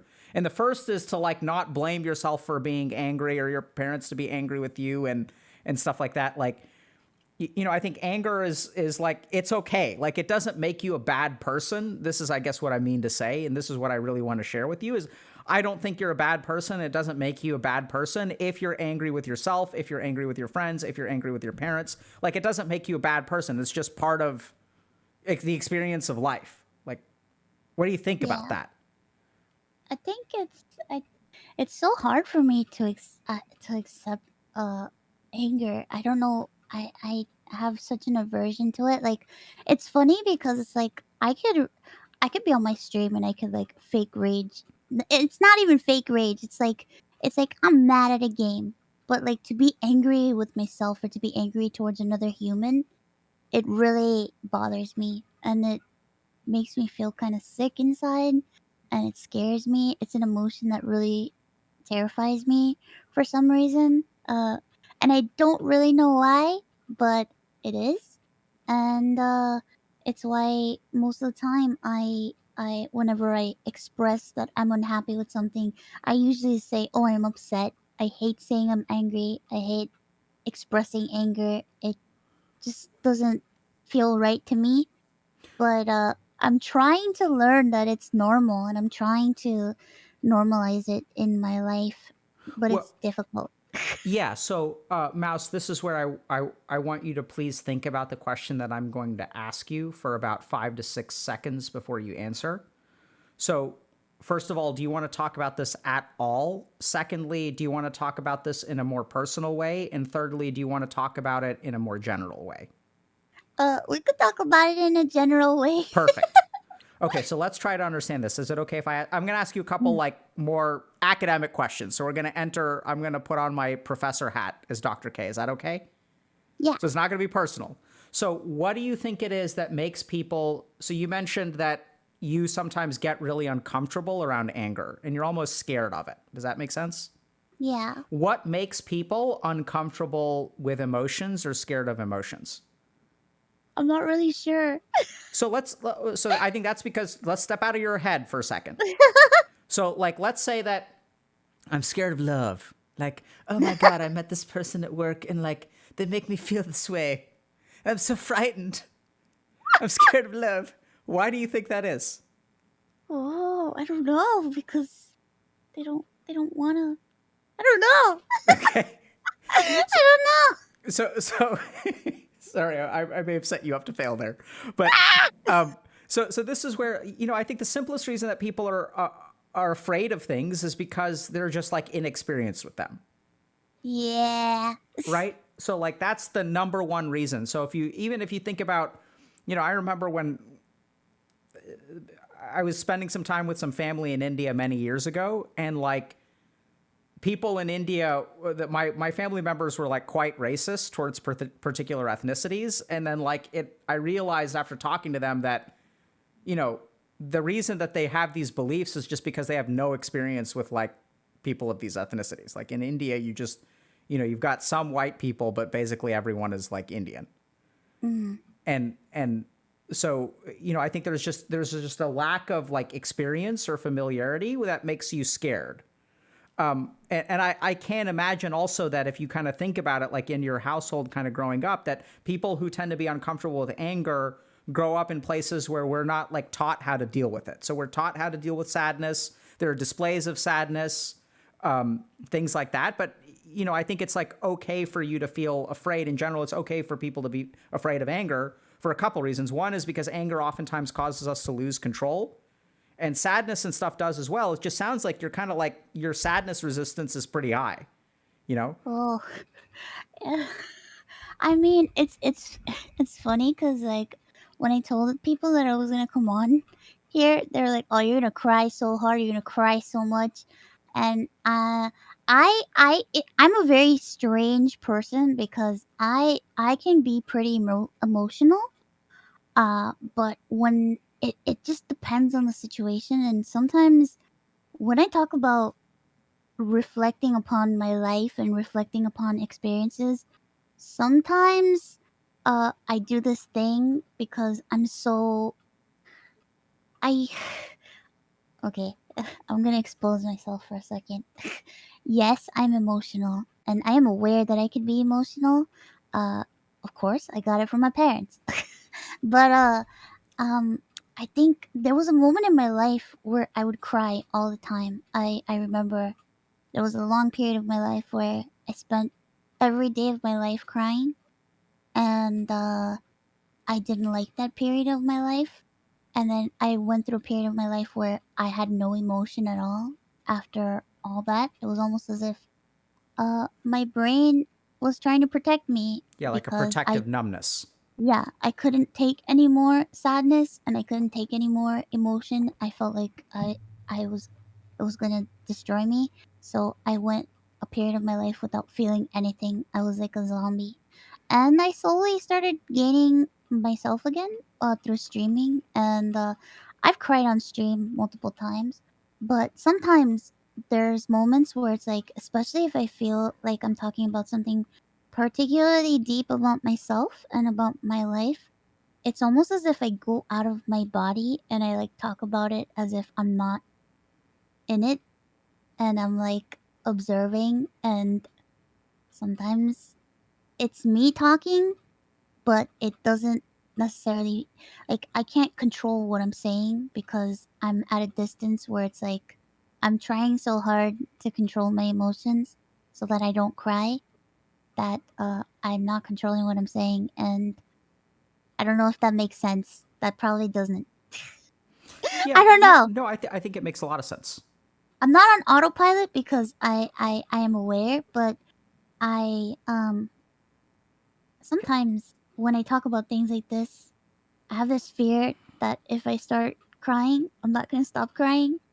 So I don't want to cry, Yeah, of course. and I just rather laugh, and Yep. then I'll cry later. Yep. Yeah, no, I think that makes a lot of sense. So let's just try to understand that together. Is that okay? Yeah. So I think the first thing is that, when we learn that emotions take control of us, we develop systems to not lose control. Yeah. And one of those systems almost sounds a little bit of like dissociation. Have you heard that term before? Yes. What's your understanding of that term? When I disassociate, uh, And it's almost as if the way that it was explained to me is I'll face something that's rather traumatic. I have a lot of trauma because of the things that happen in my life, and sometimes I sort of lose myself in my thoughts, and I tend not to focus in order to retreat into myself or out of myself so that I'm not really present in the moment as much as I should be. Yeah. So that's where I think so. This is where we know that, for example, like through research of mental health and mental illness and trauma and stuff like that, we know that the dissociation response can be protective in nature, Mhm. and it's basically like if the emotions are too much for us to handle, our mind will kind of separate ourselves from it.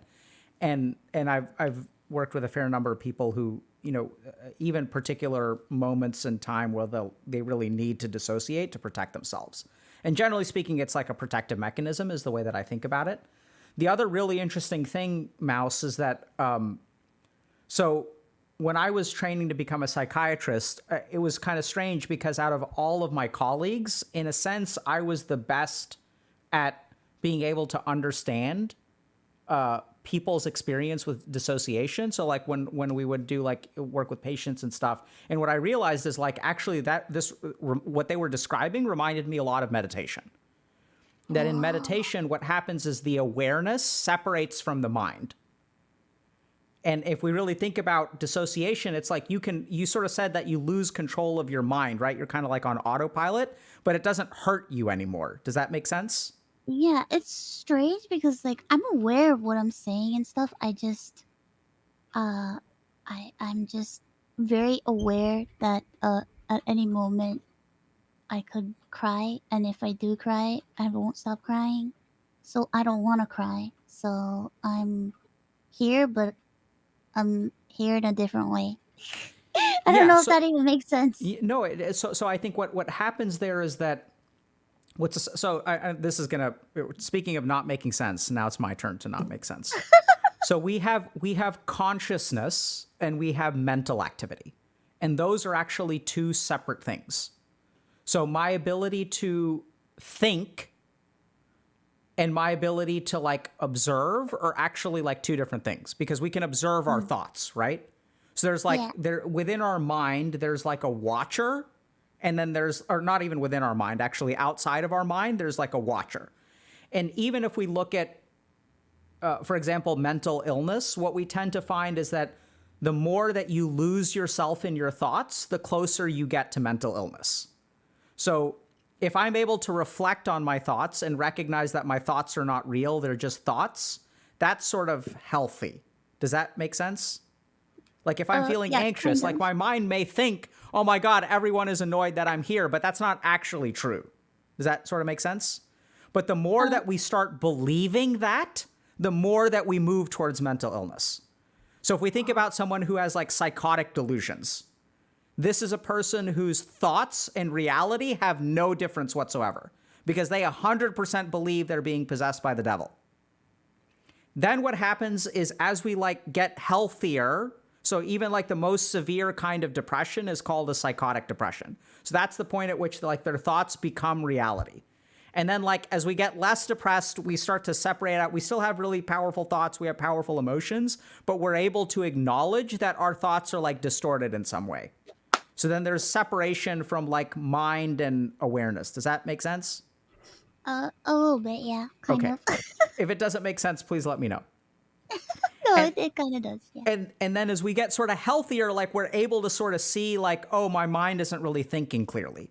So this is where we talk about things like cognitive distortions or cognitive biases. Or sometimes I think the best example is like, sometimes you'll have people that after a breakup, they're like, oh my God, the world is ending. I'll never love again. Like this relationship was everything to me. I'm worthless. I'm useless. There's no point in living life. And then 6 months later, they're like, oh my God, that relationship was the worst thing that ever happened to me. I'm so glad I really dodged a bullet there. And so even if you kind of think about it, there's a certain amount of awareness that we don't have when we're kind of like one with our thoughts. Does that make sense? Yeah, kind of. Kind of. Okay. Yeah. And so my point here is that, you know, when you have these experiences where you kind of like you don't want to lose yourself in your mind, right? So then what happens is you kind of separate out from the mind and you kind of like are able to see it, but then you kind of like retain some control. Does that sort of make sense? Yeah, kind of. Okay. I'm trying. That's okay. It's kind of weird what Yeah. I'm saying. I mean, a lot of what I'm saying, this is kind of a roundabout way of saying, have you practiced meditation before?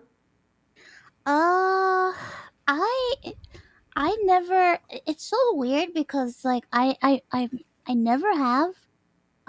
But I do recall sometimes in the past with my parents, like they'll bring like their prayer circle over and they'll do these long prayer sessions where you know I would have to be silent for a long time and they would be around, and I feel like in a way that was like a form of it, kind of.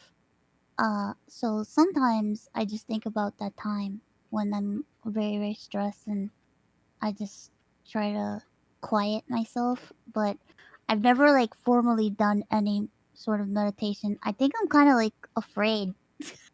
What are you afraid of with meditation? I don't know. I'm just always afraid of like being overwhelmed with my stuff because I feel like uh I've always gotten, people tell me, "Oh, you're so like you know how to like verbalize what you're feeling so well and stuff."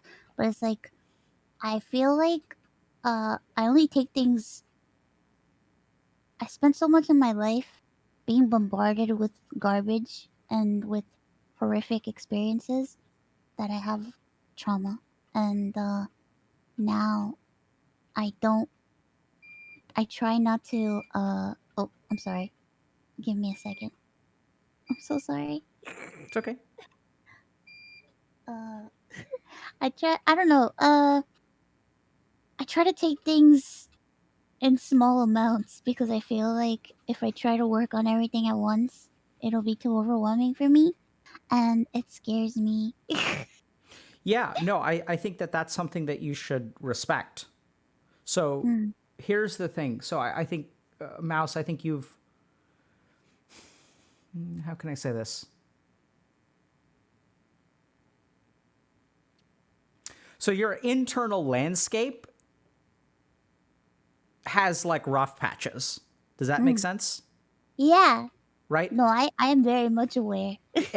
And so what I get the sense of is like in your internal landscape, I'm almost like envisioning like colonizing Mars, where like you've sent like expeditions where you've built these habitats that have greenery and like, you know, like you've built places on Mars that you can exist safely and function.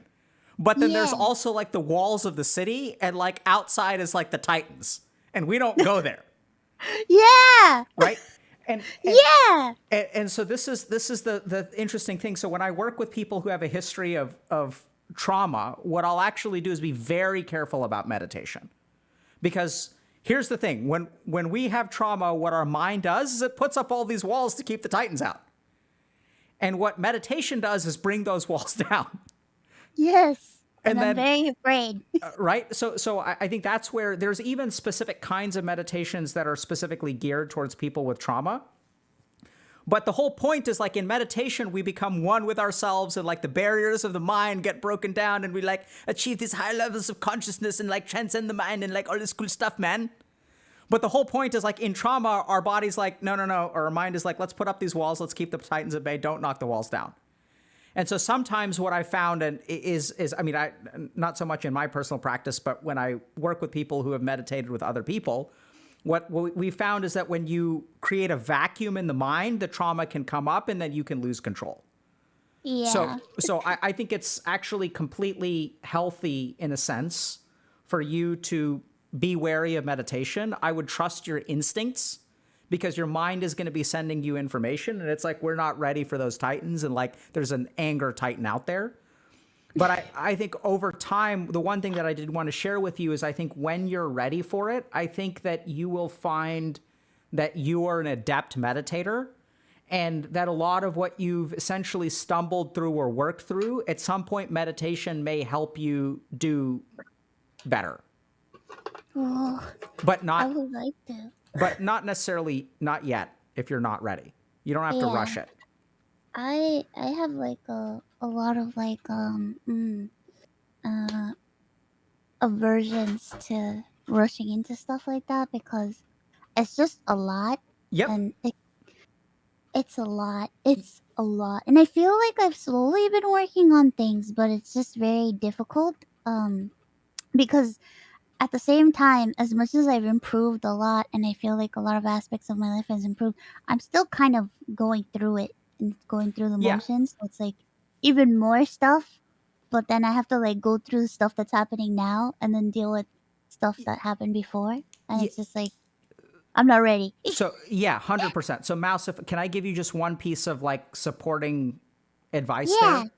So Yes. there's one general thing that I tend to think about in terms of like whether you need to confront your problems or not, right? Because everyone's like, so like many years ago, you were at this point where you're like, I'm tired of being lonely. I'm tired of having no one having expectations about me, and like I'm gonna do something with my life. I'm not content with the way of things, and you started to like make a change in your life, right? With me. Yeah.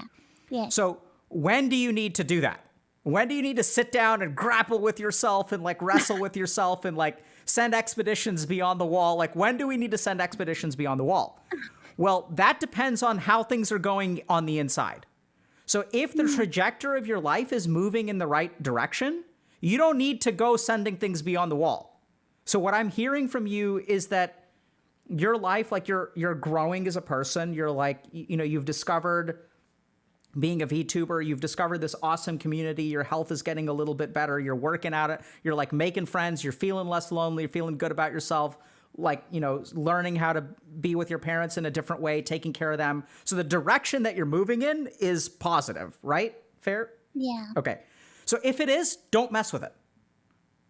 Don't you don't need to go confronting anger or any of this other stuff. Like, you know, you can just let sleeping dogs lie for now. And if at some point you find that you're unsatisfied with the direction of your life, or if you feel like there's a particular bottleneck, like, so for example, like if you're unable to trust or unable to love or like unable to like, you know, if all this weird anger suppression crap is like causing problems in your relationships or things like that, that's when you need to go send an expedition beyond the wall.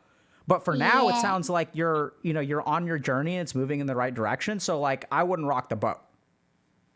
Yeah. I feel like I might have to start having an expedition soon because uh I have realized that due to past trauma and stuff like that, I do, as much as I love making friends, and I've said this on my stream before that I am I am a extrovert that has been forced to live an introvert's life, and Ooh.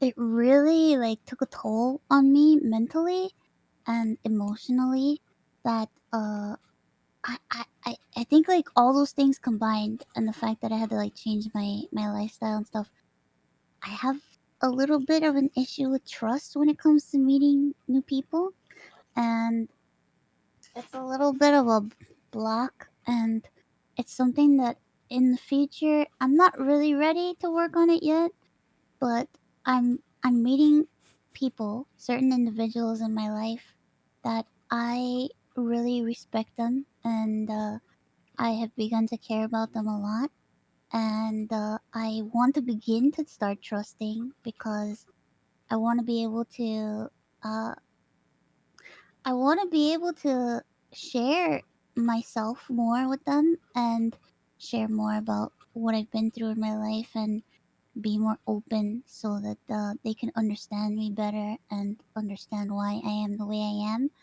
And I don't think I'm ready quite yet, but I know that I'm gonna have to face it eventually because it's just I'm getting closer to people, and there are just some people that I feel like if I continue to get closer to them, it's harder for me to communicate with them, and I don't really want to have that sort of block when the time comes, you know.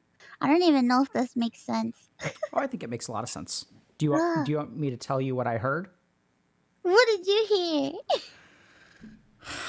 So the first thing is, I was like, it's okay, Mouse. You don't have to confront your anger. You don't need to send expeditions. And you're like, well, actually, Actually, maybe we're coming up on the time where we need to send an expedition. Okay, yeah. so that's good because that's your internal voice kind of telling you, okay, like maybe we do need to deal with this stuff. But here's what I would really think about, Mouse, is that, so if we think about what makes it hard for you to open up and trust people, do you have a sense of that? Uh, it's hard to explain because there's so many different like reasons, but okay. I think my main reason is this is gonna sound kind of fucked up,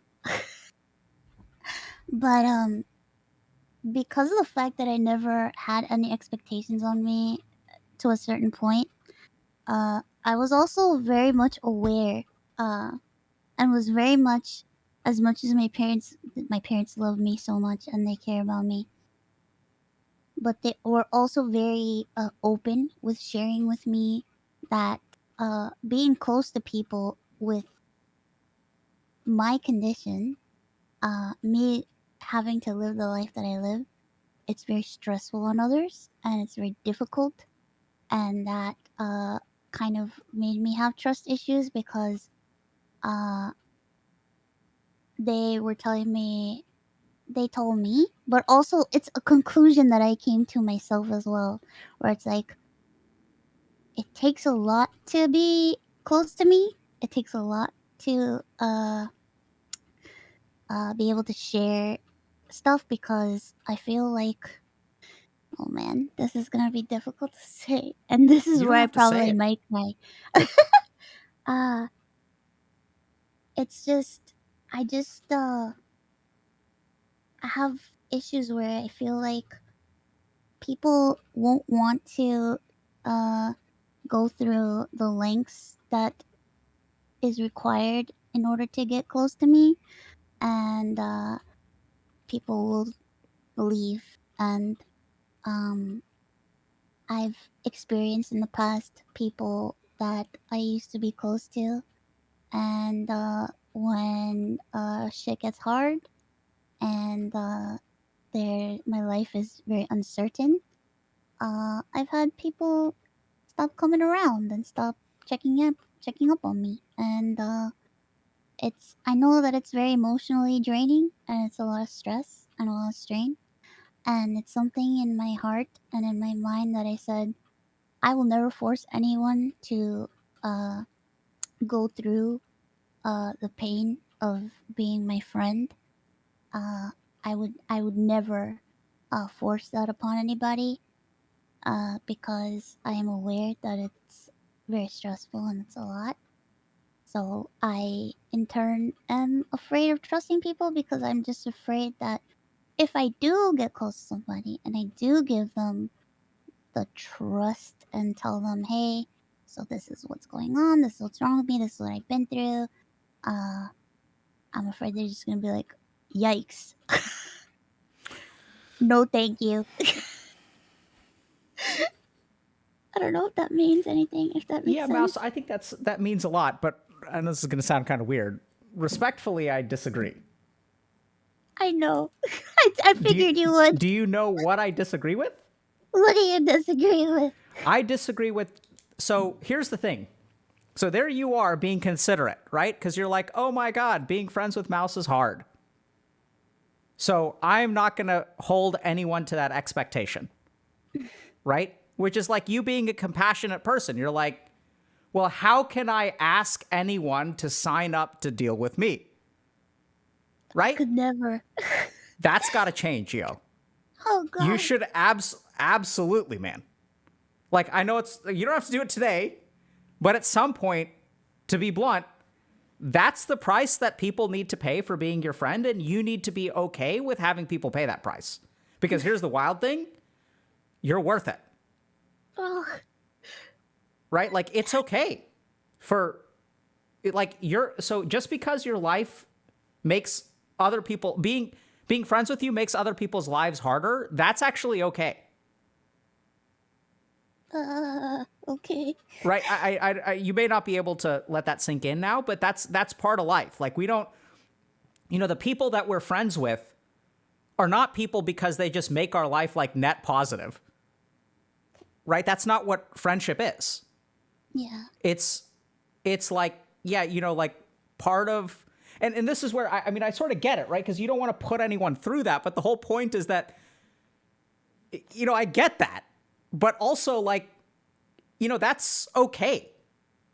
Like, that's something that, don't make the same mistake with people that people made with you, which is like, don't hold them to any expectations. Like, just because you're sick, and we talked about how almost damaging it is for people to like give up hope on what you're capable of. And that's also where, like, if you give up hope on what people are capable of, then you're never going to give them a chance to like show you that you kind of like are worth it, Oh man. But it's going to be hard. Don't get me wrong. Like, God. it's going to be terrifying. Oh God. Yeah, I know. Right. So like, it's going to be hard to like approach someone and be like, yeah, my life is shit right now. It's going to be a very emotionally draining, but you owe me this, bitch. Right. I had a friend of mine basically be like, why not just trust me, it's fine. I'm okay. I can handle it. And I'm like, I don't know. And they're like, you need to stop. I'm willing to go through this. I'm okay. And still in my head I'm just like, oh God, they're gonna Yeah, so and that's where, that person also needs to understand, and both y'all need to understand, when they say I can handle it, like, they may not be able to. But this is the important thing. Handling it doesn't mean, like, that shouldn't be the whole point of being friends with someone and like loving someone is that you share with them shit that they can't handle. But like, that's okay. Like, the prerequisite shouldn't be whether they can handle it or not. The prerequisite should be like, you just sharing it. If they can't handle it, like, that's okay. Like, that's just what life is, right? You're not always able to handle everything. Yeah. I know it's kind of weird, but you'll get there. I want to get there eventually. Yeah, you'll get there. Just go slow. Don't send everyone beyond the wall. It's dangerous out there. Yeah, no. You'll get eaten by the Titans, dude. No. They'll just have their like manic grins while they stuff you into their mouth and just gobble you up, But I think at some point, like, I get that it's terrifying. The other thing that I just like to share with you is I wonder how much of it's, you've mentioned that you've lost control in the past. And so I wonder how much of it's hard for you to trust other people, actually, because you're afraid that, like, if you cross a particular line with them, you'll lose control. And then you'll be subjecting them to all of the crap. And you don't want to do that to them. No. Which is where I say gently, fuck them. Let them have it. It's just like this thing, because it's like, my whole life I felt like a burden to my family, that like I feel like I'm a burden to people. Yeah. To anyone involved. So go for it. That's the whole point of being friends with someone. Oh God. Right? Like, no. like friendship, the whole point of friendship is that it's not like it's not like a net positive interaction in that way. Like, that's not, friendship is about, like, go for it. It's okay. I mean, I know it doesn't feel that way, but anyway, friendship is not about people like just making your life better in terms of like money and happiness and stuff like that. The whole point is that you're going to be a burden to people, and like, that's okay. And like, people sign up for that, and that's what you do as someone's friend, right? Like, think about like the reverse position, and then I'll stop talking. But if someone was a burden to you, like, how would you be like, oh man, like, you're such a burden to me, like, I'm not going to see you anymore. I could never. Absolutely. And that's where like feeling loved and feeling accepted, Mouse, you got to give people the chance. And here's the thing. If all you ever do, so I was working with someone who was very wealthy. And like the problem is that when you're very wealthy, like you don't know if people are friends with you because of your wealth or because of like you, right? Make sense? Yeah. But here's the thing. If all you ever give your friends is just like the positive version of you and you never burden them, how are you ever going to know like who they accept? That's true. Right? So you gotta give them the scuffed version. And then like, Oh God. and then like, that's when you're really going to feel love, because like when you're scuffed and there are people like, yeah, I'll take it anyway. Yeah, I'm really scuffed. Right? But if all you give people is polish, like you're never going to give them a chance to accept you. Oh God. Yeah, I get that you're terrified, which is fine. Like, you don't need to force yourself into it. I'm just letting you know for when that day comes, like, you know, we're all scuffed. That's true. Yes, sorry. Oh my God, I'm internally like freaking out now. Yeah, sorry about that. It's okay. It's okay. This is good. No, I mean, I mean, I'm not really That's sorry, good. but I should feel sorry. I felt like the right thing to say. No, it's good. It's good. I'm excited for you personally. Like, I don't feel regret. Honestly, I feel excited. I feel hopeful. I feel like somewhere along the way, I think what you really have to give is different from what you think you have to give, which obviously makes me a dumbass because you know better your life than I do. But I think part of what you've demonstrated through what you've done as a VTuber is that when you authentically share a piece of yourself that is a little bit scuffed, is a little bit messed up, that's actually what causes people to respond to you, right? Because so many of your experiences about being an outsider, you didn't show up and start saying like, oh my God, I'm such an awesome person and I have so many friends. No, it's like, I'm an outsider, I'm sick, I can't live a regular life. You know, sucks to be me. I'm gonna do the best that I can, but I can't make any promises that it's gonna be perfect. And that's interestingly enough, what's so damn authentic and like what is so damn engaging for people. Oh, thank you.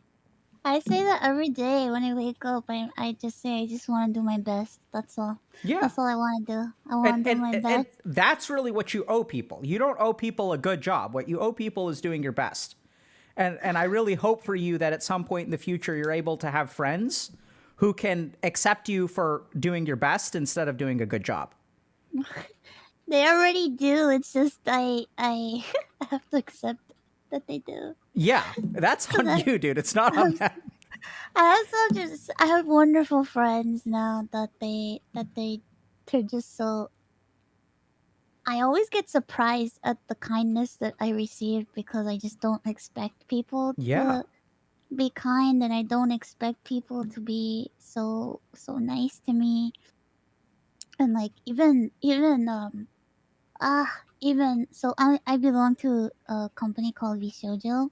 It's a VTuber company with other girls, and even the CEO, who's our boss, he's so nice to me, and it just blows my mind that people are so nice, and even though they know me and they learn about me, that they're still so kind to me, and they're just willing to help me, and they just want to be my friend, and it blows my mind that anybody would ever want that uh with me, because I just I never felt like I was good enough or worthy enough to have friends and to have a life, and I'm just still trying to come to grips with that right now. It's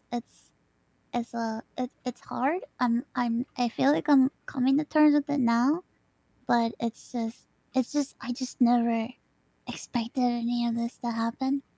So it's you Yeah. got me. Fuck. No. I'm not. I didn't do anything. Oh no. I lacked compassion and pushed you into places. No, I it's didn't do okay. anything. This is you, dude. I know. Can't blame me for this. Not my fault. Oh god. Oh no. Yeah. So that all that I just said. Yeah. No, I mean, I think it makes sense. And that's just where you know, I think it's going to be confusing for a while, but that's like, you know, I think, yeah, I think you just said it well. I have nothing to say. I got nothing. You know, it's just, it's going to take a little time for you to really. So here's what I will say. Okay. So you know how earlier, like when life was hard and like you were like, oh my God, like I can't live a regular life, and you had to like accept that.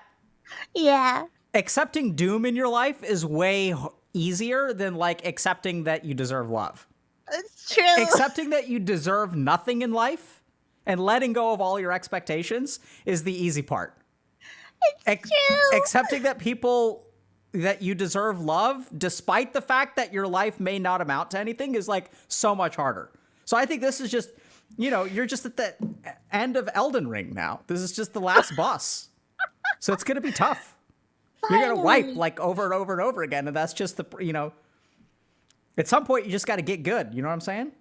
Oh God, yeah. I feel like I've been trying to get good my whole life. Yeah, dude. I hear you. That's just life. It's been rough. You can't mimic tear your way through everything. No, I wish I could. Yeah, no, it's, you know. Oh God. Oh God. Oh. Oh. Oh. Yeah, I wish that were the case, but it isn't, you know. Oh, I wish. I always say stuff like that. I always say, man, I wish I could, if only I could have been this or that or this or that, but it's like, I'm not, I'm this. Yep. And this is, And that's okay. Absolutely. Right? Ah. Oh, goodness. I'm not crying. I'm not crying either. Look at my face. I think it's, if you're crying a little bit, that's okay. But, you know. Yeah. It's a good, it's okay. You got this. It's good. You got to wipe a few more times. That's all. Yeah. You'll get it. You'll get there. It's just a little dehydration. It's okay. Well. Oh, God. I think are we done? I don't know. I don't know. I feel like this is the end. There's no. I don't know. Oh dear. You okay? Yeah, I'm okay. I feel like this is where I don't think we can push past this. Maybe is what I mean to say. Yeah, I feel like I feel very exposed right now. Yeah. I mean, that's why we have to like, cause we don't want to keep going. You get what I'm saying? Like, yeah. So I think we're. Yeah, I think so. Yeah. Oh my God, Did we I can't believe overstep? I said that. No, Okay. no, not at all. Okay. Not at all. Not at all. That would, you know, that's not No, good, not at all. Of course, there's just things that I just can't say. Yeah. But yeah. Yeah. I you know, we're good. We're good. Yeah. Okay. Yeah. Okay. Well, any last kind of thoughts or comments? I laugh a lot when I'm very nervous, I- and I'm very laughable. I'm a laughable person. I'm a laugh person. Yeah. That's totally fine. Yeah. Yeah. So I just I want to laugh say, so I won't cry. Mouse, thank you so much for coming on today. Thank you so much for sharing your story. I think Thank you. if I can just offer like some simple closing thoughts, I think it's like, it's really fascinating because in so much of life, we wear a mask on our real face, right? And we don't actually like connect with people, or we don't show authenticity. And I think what you've sort of managed to do is kind of rediscover who you are through like being a VTuber and like connecting with people and sharing like so much of your struggles, which I think a lot of people actually relate to, especially the stuff of sort of being an outsider, being denied in a sense a regular life, and sort of having to work through some of that loss of expectation and sort of really having to work through like, okay, I can't live a normal life. So what am I going to do? Am I just going to like, people have sort of almost given up on you. And like even doctors are sort of telling you like our goal is making you comfortable, which I'm sort of hearing you weren't really willing to accept that. No. And on the one hand, you had to like give up on a normal life. And interestingly enough, I think what's sort of like really inspiring about that is that by giving up on a normal life, what you've really allowed yourself to do is carve a pathway to living your life, which may not be normal, but that doesn't mean that it isn't wonderful or beautiful in some way. And that's really what I'm taking away from this conversation. Yeah. Thank you. Thank you very much. You're very welcome. Thank you very much. Oh God, no, thank you. I appreciate the time that we talked together today. That this has been very nice. I appreciate it. Thank you. I'm honored to be here. Likewise. And best of luck to you. And seriously, like good luck, because I think you're going to need it beyond the wall. Yeah, I do. All right. Take care, Mouse. Okay. Thank you. Bye.